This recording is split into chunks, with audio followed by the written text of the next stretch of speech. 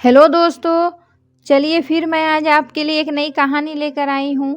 Office से निकलकर गुप्ता जी ने स्कूटर स्टार्ट ही किया था कि उन्हें याद आया। पत्नी ने कहा था 1 दर्जन केला लेते आना।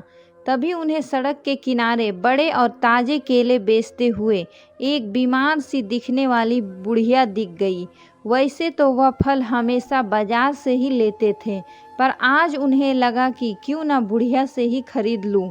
उन्होंने बुढ़िया से पूछा, माई केले कैसे दिए? बुढ़िया बोली, बाबूजी 20 रुपए दर्जन।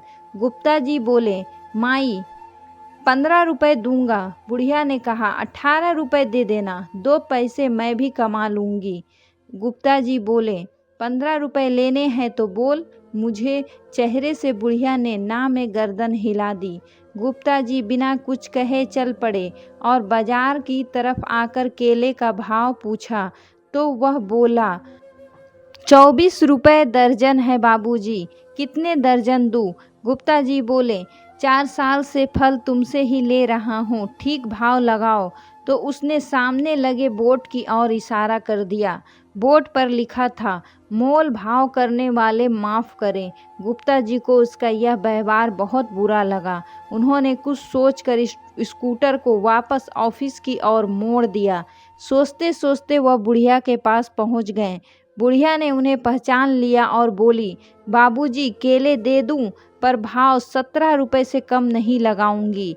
गुप्ता जी ने मुस्कुराकर कहा, माई 1 नहीं 2 दर्जन दे दो और भाव की चिंता मत करो।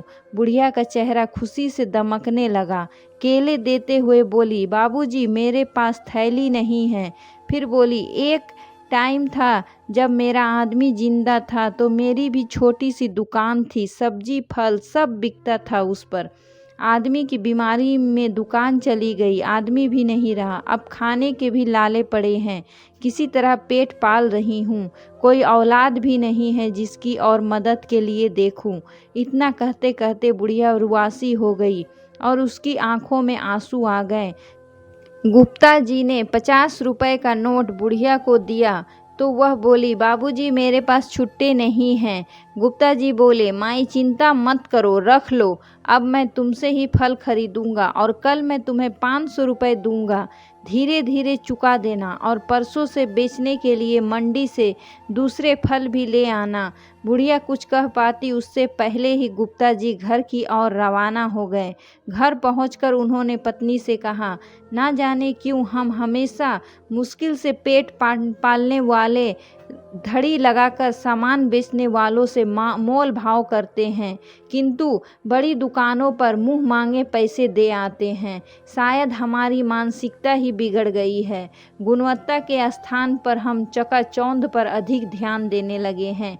अगले दिन गुप्ता जी ने बुढ़िया को 500 रुपये देते हुए कहा, माई लौटाने की चिंता मत करना, जो फल खरीदूंगा उनकी कीमत से ही चुक जाएंगे।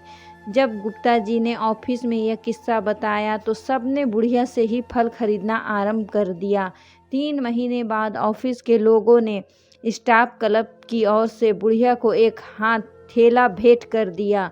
बुढ़िया अब बहुत खुश है। उचित खान पान के कारण उसका स्वास्थ्य भी पहले से बहुत अच्छा है।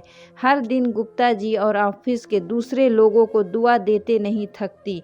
गुप्ता जी के मन में भी अपनी बदली सोच और एक असहाय निर्बल महिला की सहायता करने की संतुष्टि का भाव रहता है। जीवन में किसी बेसहारा की मदद करके देखो यारो, अपनी पूरी जिंदगी में किए गए सभी कार्यों से ज़्यादा संतोष मिलेगा। दोस्तों, अगर यह कहानी आप लोगों को अच्छी लगी तो प्लीज़ मेरे चैनल को सब्सक्राइब कर दीजिएगा और लाइक का बटन भी ज़रूर दबा दीजिएगा। धन्यवाद।